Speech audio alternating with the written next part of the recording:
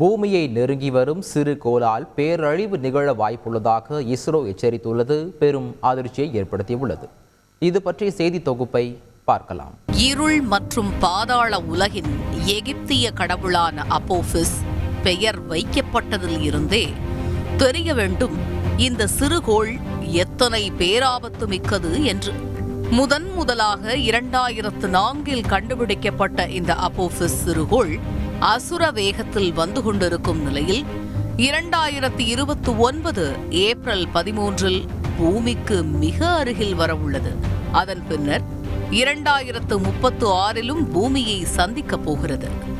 இந்தியாவின் புவிசார் செயற்கைக்கோள்கள் அப்போபிஸ் அருகில் வரக்கூடிய தூரத்தை விட அதிக தூரத்தில் இருப்பதால் எவ்வளவு நெருக்கமாக அப்போபிஸ் பூமியை நெருங்கும் என்பதை கணிப்பதில் சிக்கல் ஏற்பட்டுள்ளது.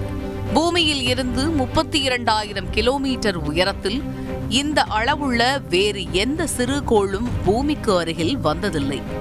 அகமதாபாத்தில் உள்ள நரேந்திர மோடி ஸ்டேடியம் மற்றும் மிகப்பெரிய கிரிக்கெட் ஸ்டேடியங்களை விடவெல்லாம் இந்த சிறுகோள் பெரிது.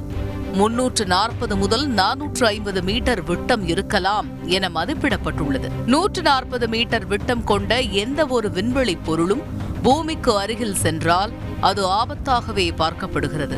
300 மீட்டருக்கும் அதிகம் இருந்தால் ஒரு கண்ட அளவில் பேரழிவை ஏற்படுத்தும் வல்லமை கொண்டதாகும்.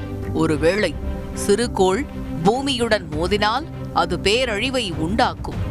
மோதும் போது உண்டாகும் தூசி வளிமண்டலத்தை மூடிவிடும், உலகளாவிய சீர்குலைவை உண்டாக்கும் என எச்சரிக்கிறது இஸ்ரோ. அப்போபிஸ் சிறுகோளை உன்னிப்பாக கவனித்து வரும் இஸ்ரோ இதை எதிர்கொள்ள உலக நாடுகளுடன் ஒத்துழைக்க தயார் என்று தெரிவித்துள்ளது. செய்திகளை உடனுக்குடன் தெரிந்து கொள்ள உடனே சப்ஸ்கிரைப் பண்ணுங்க.